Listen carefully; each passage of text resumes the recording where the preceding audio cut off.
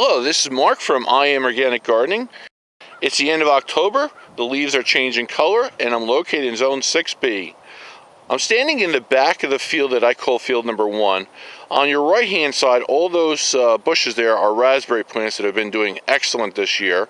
And this is the field that I grew the lettuce in there, romaine lettuce and the kale. And we have the pepper plants that I planted also as from a potted plant that I grew myself, and I planted in the ground into the winter rye that I had in this field. And I want to give you an update how well they're doing, and this is going to be the last harvest. These are the ones that have been lasting the longest. These are the orange ones, and we'll take a closer look.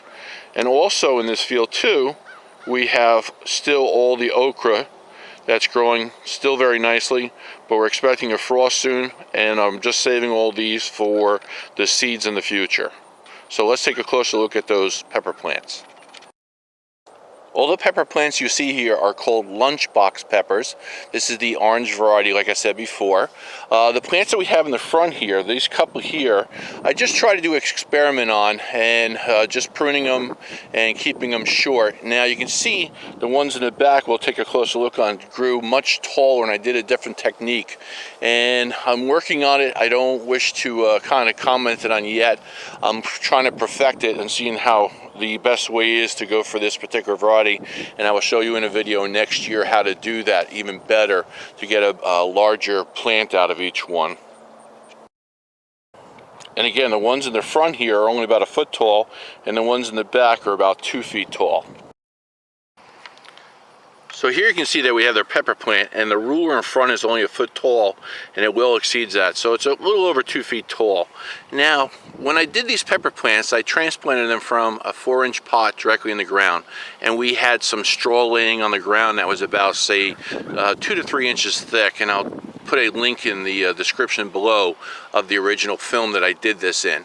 And what's nice about this is, again, I never used any fertilizer. I never did anything to the soil except grow the soil over winter using the winter rye. And I want to show you this harvest. I have been reluctant to show harvest in the past. One, I'm just getting so busy all the time, but next year I will show every single thing I harvest and how many pounds and the allotments I have for everything too.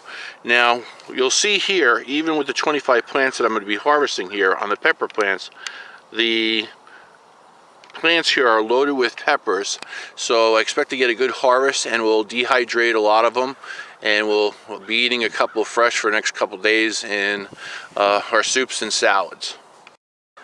But the main reason for this video is to show you that I grew soil, I improved the soil food web, I didn't add anything else to this soil, and it grew on its own. Now, naturally, I started with a base of leaves first, fall leaves years ago, and then just left them on top of the soil and let them decay, and that turned the carbon dioxide, went back up in the atmosphere.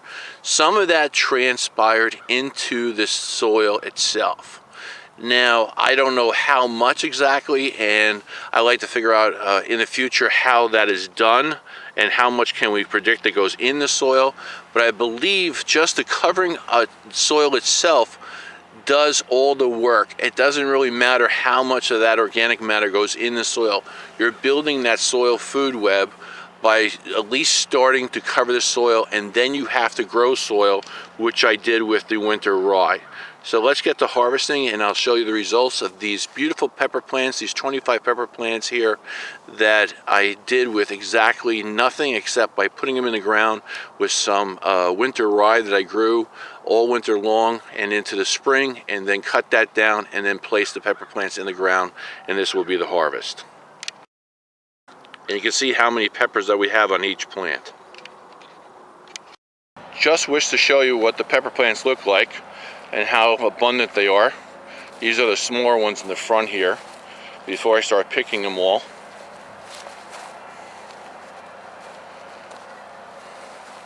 Now you can see that we get to the larger plants.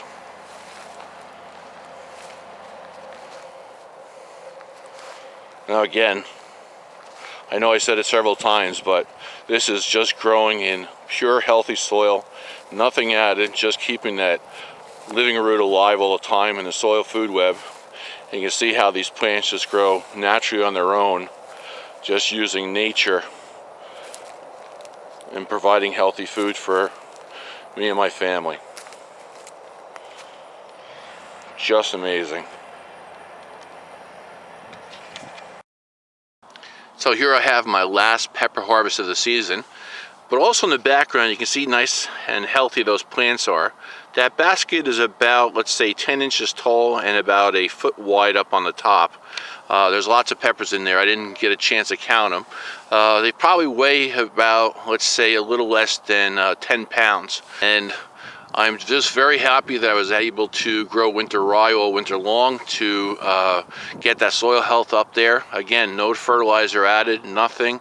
And this is what you can do, growing 100% organic or beyond organic, and no help except from Mother Nature, who knows the best way to grow produce. Now, also I want to show a very good close-up on the pepper plants that we have in the background here. And you can see how healthy they are. I never did anything to these plants whatsoever, except maybe a little bit of trimming that I will share with you next year. Now, they did exactly what they're supposed to do in our climate. It was a very difficult growing season this year, but they withstand it. They're healthy. The bugs didn't get to them, you can see. And this is all due to a nice natural soil and mycorrhizal fungi in the ground. And one last thing I always like to do, I want to pull out a pepper plant and see what the roots look like. I normally do not do this. I will just cut that pepper plant off down at the base here. Just go right along the edge here and just cut the top off and leave the roots in the ground. Now I'm just going to pull it out for demonstrations purposes only, and I want to see how big those roots got.